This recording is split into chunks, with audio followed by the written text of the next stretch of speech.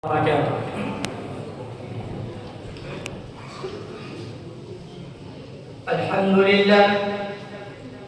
لله وكفى وسلام على عباده الذين اصطفى أما بعد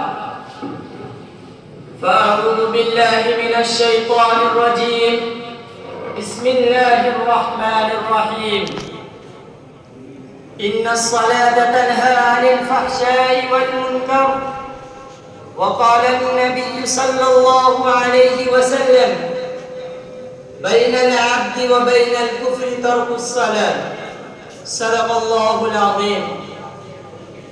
وہ ایک سجدہ جسے تو گرا سمجھتا ہے، وہ ایک سجدہ جسے تو گرا سمجھتا ہے، ہزار سجدوں سے دیتا ہے آدمی کو نجات.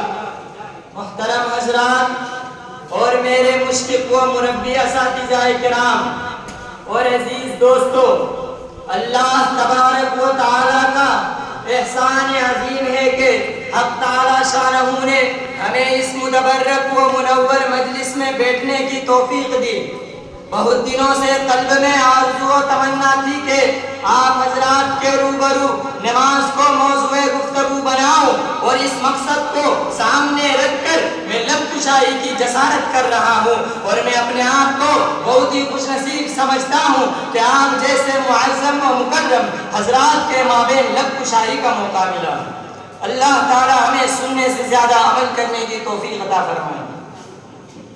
میرے دوستوں، خالق السماوات والارض نے امت مسلمہ اور اپنے حبیب محسن کائنات صلی اللہ علیہ وسلم کو بے بہا نعمتوں سے نوازا اور ہمیشہ تحفوں سے سرفراز فرماتا رہا. ان نعمتوں میں سے ایک اعلیٰ و ارفع تحفہ نماز کا تحفہ ہے. اس متبرک تحفے کی فضیلت روز روشن کی طرح آیا ہے. اللہ تعالیٰ نے حج کو فرش پر نازل فرمایا، روزے کو فرش پر نازل فرمایا، زکات کو بھی فرش پر نازل فرمایا، ایمان کو بھی فرش پر نازل فرمایا، تمام احکام کو فرش پر نازل فرمایا. لیکن جب نماز کی باری آئی تو رب کائنات نے اپنے حبیب محسن کائنات صلی اللہ علیہ وسلم کو فرمایا ہم آپ کو ایک قیمتی تحفہ دینے والے ہیں. یہ تحفہ بہت اعلیٰ ہے، یہ تحفہ بہت ارفع ہے، اور اعلیٰ و ارفع شے کو اعلیٰ ہی جگہ عطا کیا جاتا ہے.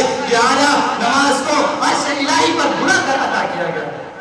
میرے دوستو، توحید اور ایمان کے بعد انبیاء علیہ السلام نے نمازی کو اہمیت دی، نماز کی تلقین کی. قرآن میں جگہ جگہ پر اقیم الصلاۃ کا ذکر کیا گیا.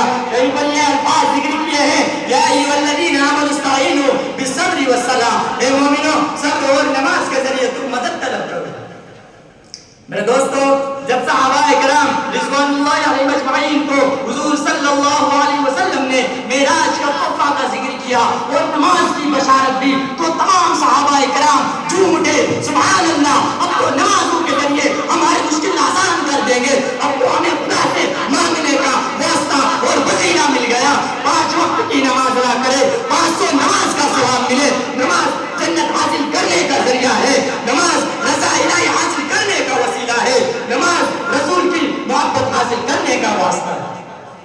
میرے دوستو، دل میں ہر ایک انسان کے حسرت ہے جہاں کی، دل میں ہر ایک انسان کے حسرت ہے جہاں کی، وہ باغ جہاں سر جھکانے سے ملے گا.